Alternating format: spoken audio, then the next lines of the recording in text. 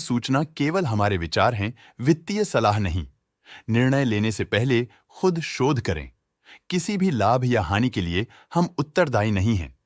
आज हम देख रहे हैं हीरो मोटोकॉर्प लिमिटेड के 2025-26 Q1 की standalone financial performance. Starting with the sales, पिछले क्वार्टर से सेल्स में -3.5% का डिक्रीज हुआ है, मगर कंपनी ने पिछले साल के मुकाबले मार्जिनल सेल्स डिक्लाइन रिपोर्ट किया, around -5.5%। Expenses -4% quarter on quarter decrease हो गए हैं, जो साल भर के -5.5% के डिक्लाइन के साथ अलाइन करता है। एक्सपेंसेस में डिक्रीज अच्छा है, लेकिन सेल्स में डिक्रीज निराशा की बात है। ऑपरेटिंग प्रॉफिट, जो पिछले साल के कंपैरिजन में -5.5% डाउन हुआ है, quarter on quarter around -2.5% decrease हुआ है। Operating profit margin (OPM) annual basis पे 0% से इंक्रीज हुआ है और पिछले क्वार्टर के कंपैरिजन में 0% से इंक्रीज हुआ है। एक्सेप्शनल आइटम्स को ऐड करके अदर इनकम पिछले क्वार्टर के कंपैरिजन में 36% बढ़ गई, बावजूद इसके ईयरली ग्रोथ 31% हुई है। इंटरेस्ट एक्सपेंसेस पिछले क्वार्टर से 18.5% अप हुआ, लेकिन ईयर ओवर ईयर इंक्रीज 16.5% हुआ है।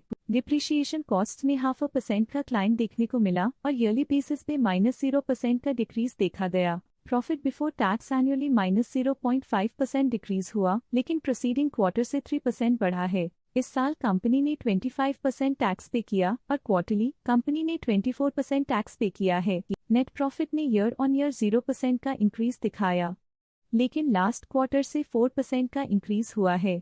इस क्वार्टर में कंपनी का परफॉर्मेंस ठीक रहा, ऑपरेशनल एफिशिएंसी में कुछ सुधार हुआ है। वहीं अगर एनुअल एनालिसिस की बात करें तो इस साल कंपनी का परफॉर्मेंस ठीक रहा। अर्निंग्स पर शेयर (EPS) में साल भर में 0% का इंक्रीज देखा गया, लेकिन क्वार्टरली में 4% की बढ़ोतरी भी नजर आई। इस क्वार्टर में कंपनी का EPS ठीक रहा, ऑपरेशनल एफिशिएंसी में कुछ सुधार हुआ। हीरो मोटोकॉर्प लिमिटेड के फाइनेंशियल स्नैपशॉट को रिव्यू करते हुए कुछ मुख्य ट्रेंड्स सामने आए हैं जो कंपनी की परफॉर्मेंस पे रोशनी डालते हैं। जून 2022 से जून 2025 तक हीरो मोटोकॉर्प लिमिटेड की फाइनेंशियल जर्नी में सबसे पहले बात करते हैं सेल्स की। इस साल सेल्स में 3.5% की वृद्धि हुई है और पिछले 4 सालों में 25% की वृद्धि हुई है, जो एक निरंतर अपवर्ड ट्रेंड को दर्शाता है। पिछले 3 साल से सेल्स लगातार बढ़ती जा रही है, जो मार्केट एक्सपेंशन और कंज्यूमर डिमांड में वृद्धि को दर्शाता है। अब बात करते हैं एक्सपेंसेस की। इस साल एक्सपेंसेस 3% बढ़े हैं और 4 सालों में 21.5% का इजाफा हुआ है।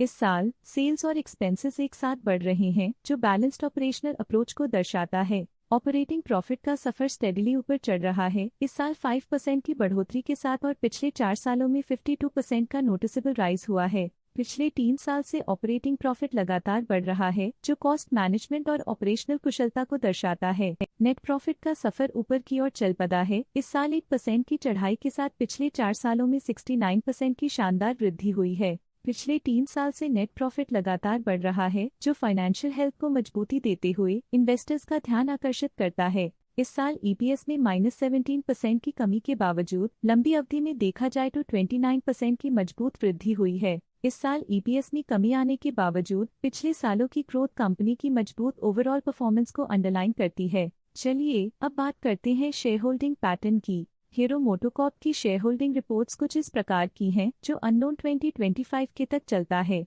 ये रिपोर्ट कंपनी के शेयर्स की डिटेल्ड जानकारी देता है, जिसमें promoters, promoter groups, foreign investors, public investors और सरकारी एंटिटीज शामिल हैं। पब्लिक द्वारा हेल्ड शेयर्स का परसेंटेज 9.93% से इंक्रीज होकर 2025 के में 10.38% तक का इंक्रीज से देखा गया। ये चेंजेस स्टेट है कि पब्लिक की इन्वेस्टमेंट कंपनी में क्वार्टर टू क्वार्टर इंक्रीज हुई है। जब कंपनी के शेयर्स का अधिकतम हिस्सा प्रमोटर्स, FII, DII या गवर्नमेंट के पास होता है, तब ये माना जाता है कि कंपनी मजबूत हाथों में है, जो स्थिरता और मजबूत समर्थन को दर्शाता है और इस मार्केट की स्थिरता बनी रहती है। डोमेस्टिक इंस्टीट्यूशनल इन्वेस्टर की शेयर होल्डिंग में थोड़ा डिक्रीज आया 2025 के से 2025 के में, जो दिखाता है कि डोमेस्टिक इंस्टीट्यूशंस ने अपने स्टेक को -0.07 से डिक्रीज किया है। फॉरेन इंस्टीट्यूशनल इन्वेस्टर्स की शेयर होल्डिंग में थोड़ा डिक्रीज आया 2025 के से 2025 के में, जो दिखाता है कि फॉरेन इंस्टीट्यूशंस ने अपने स्टेक को क्वार्टर टू क्वार्टर -0.38 से डिक्रीज किया है,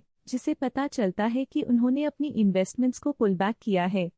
ये था कंपनी का करंट शेयर होल्डिंग पैटर्न। चलिए देखते हैं कुछ इंटरेस्टिंग DII डील्स जो हाल ही में कंप्लीट हुई। 14th of July 2025 को the MTBJ Limited as Trust for Government Pension Instrument Fund MTBJ 4000045828 ने 34.1 शेयर्स बेचे 4218.7 रुपीस पर यूनिट के हिसाब से, जिसका टोटल था 14.4 करोड़।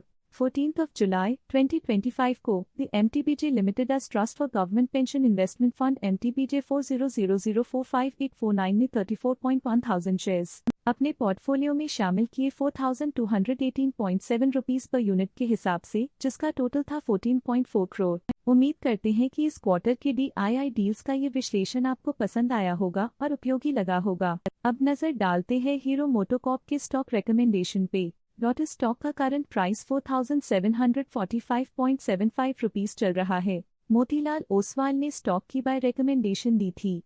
उन्होंने स्टॉक का टारगेट प्राइस 4761 का अनुमान लगाया था। रिकमेंडेशन के समय स्टॉक का प्राइस 4321.85 चल रहा था, जो करंट प्राइस से 9.5% अप है। EMK ग्लोबल फाइनेंशियल सर्विसेज ने स्टॉक की बाय रिकमेंडेशन दी थी।